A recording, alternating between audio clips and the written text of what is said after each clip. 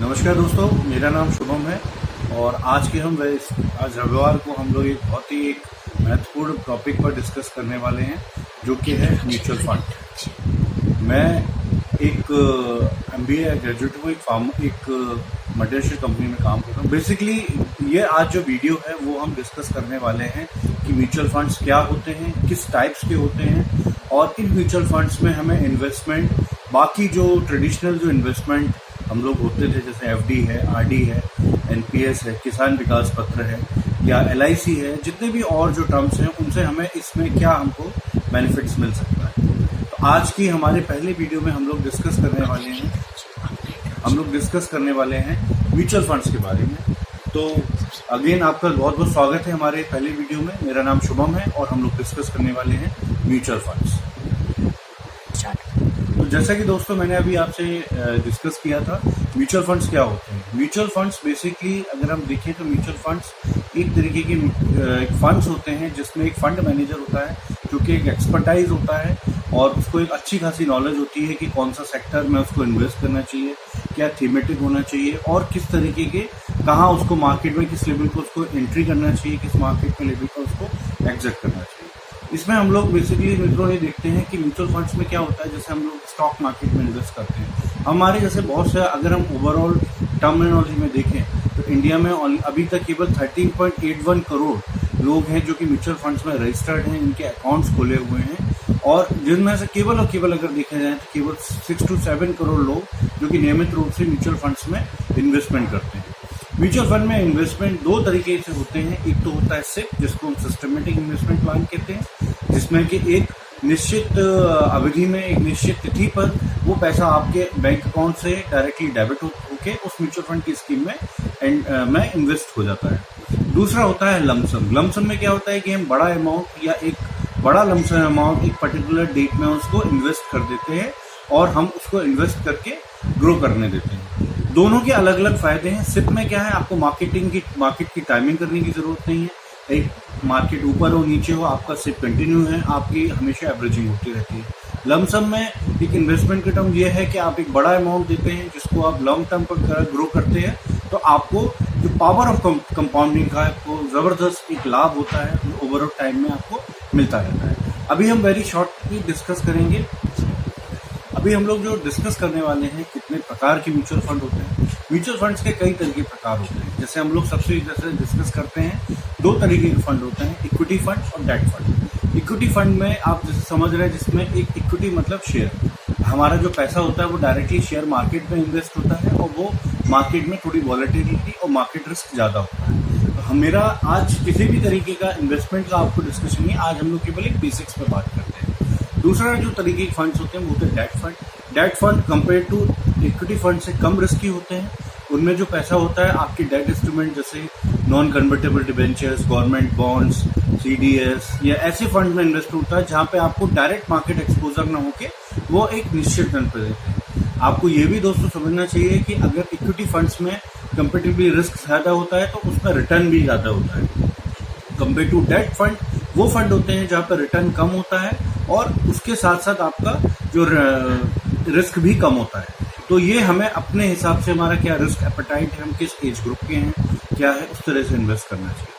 हम लोग जैसे कि दोस्तों डिस्कस कर रहे थे कि किस टाइप के फंड्स होते हैं। पहला होता है जैसे हम लोग डिस्कस करते हैं इक्विटी फंड में से इंडेक्स फंड होते हैं। इंडेक्स फंड वो फंड होते हैं जहाँ पर मैं आपको इसमें ऊपर भी इसको डिस्क्रिप्शन में दिखा दूंगा कि कहाँ किस टाइप के फंड्स होते हैं।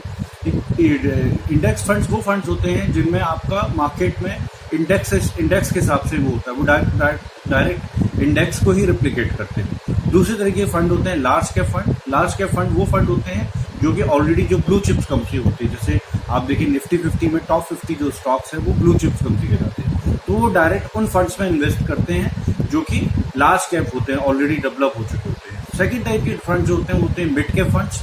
मिड कैप फंड्स में वो कंपनीज होती हैं जो 100 से 150 तक आती हैं, 100 से 250 तक आती है। उन कंपनीज को हम मिड कैप कंपनीज कहते हैं। उन फंड्स में ये फंड्स कंपेरेटिवली जो फंड्स होते हैं लार्ज कैप से थोड़े ज़्यादा रिस्की होते हैं, लेकिन इनमें रिस्क या क्योंकि इनमें फ्यूचर पोटेंशियल भी ज़्यादा होता है। 250 से जितने भी नीचे वाले फंड्स हैं ये सारे फंड्स कहलाते हैं स्मॉल कैप फंड्स। तो ये कंपेटिवली जैसे आप समझ रहे हैं, स्मॉल कैप मतलब जिनका भी कैपिटल स्मॉल है, तो जहाँ पे वो फंड्स आते हैं जिनमें इनका स्मॉल कैपिटल बट जिनके आगे फ्यूचर में ग्रो होने के चांसेस बहुत ज़्यादा हैं, तो ये फंड्स कहलाते हैं स्मॉल कैप फंड। इसके अलावा एक मार्केट में एक और भी कैटेगरी है जिसे कहते हैं flexi cap fund. Flexi cap funds वो फंड्स होते हैं जैसे आपने कहा फ्लेक्सी मन बता फ्लेक्सिबल फंड्स।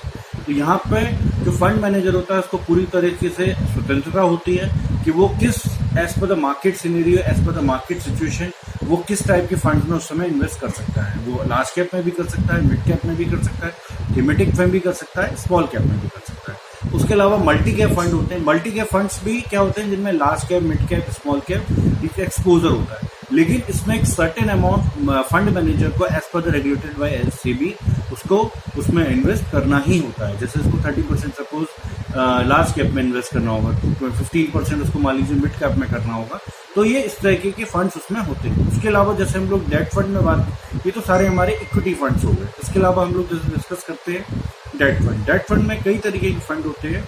जैसे सबसे पहले हम लोग जैसे डिस्कस कर रहे थे कि हाइब्रिड फंड्स। हाइब्रिड फंड्स में वो फंड्स होते हैं जिनमें इक्विटी और डेट दोनों का रेशियो होता है।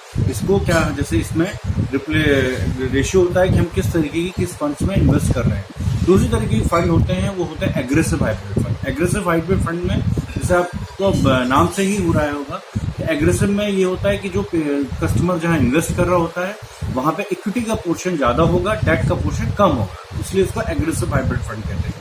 इसके अलावा ओवरनाइट फंड्स भी होते हैं मार्केट में जिसमें आप एक सर्टेन अमाउंट तक रख सकते हैं। लिक्विड फंड्स भी मार्केट में होते हैं जहाँ पे आपको किसी भी तरीके का कोई भी चार्जेस नहीं होता है। पर्टिकुलरली आप उसको 7 डेज, 8 डेज, 10 डेज या मोर देन दैट उसको जस्ट लाइक वो बैंक आपका जो बैंक में जो आपका अकाउंट जितना आपको रिटर्न दे रहा है उतना ही वो रिटर्न वो देता है। आपको मेरा पहला वीडियो आई थिंक अच्छा लगा होगा, क्योंकि आज हम लोग ये म्यूचुअल फंड की पाठशाला में डिस्कस कर रहे थे कि हम किस टाइप के म्यूचुअल फंड्स होते हैं, उनमें हम क्या रिटर्न कर सकते हैं। और फ्रेंड्स, म्यूचुअल फंड्स वो ऑप्शन है जहाँ पर हम लॉन्ग टर्म में इन्वेस्ट करके अपना आगे काफ़ी हमारे जो गोल्स है उसको क्लब कर सकते हैं। नेक्स्ट जो वीडियोस में मैं आपको उसके बारे में बहुत सारी और डिटेल इन्फॉर्मेशन बताऊंगा कि क्या हम लोग किस तरह से कर, क्या एज प्रोफाइल है, क्या रिस्क प्रोफाइल है, और हम कैसे इसको अपने हर गोल के साथ लिंक करके अपने फाइनेंशियल फ्रीडम को पा सकते हैं। तो अगर आपको मेरा वीडियो अच्छा लगे तो प्लीज़ लाइक करिएगा, और अगर और लगे आपको अच्छा तो आप मेरा वीडियो सब्सक्राइब करिए, जिससे मैं आगे जितने भी आपको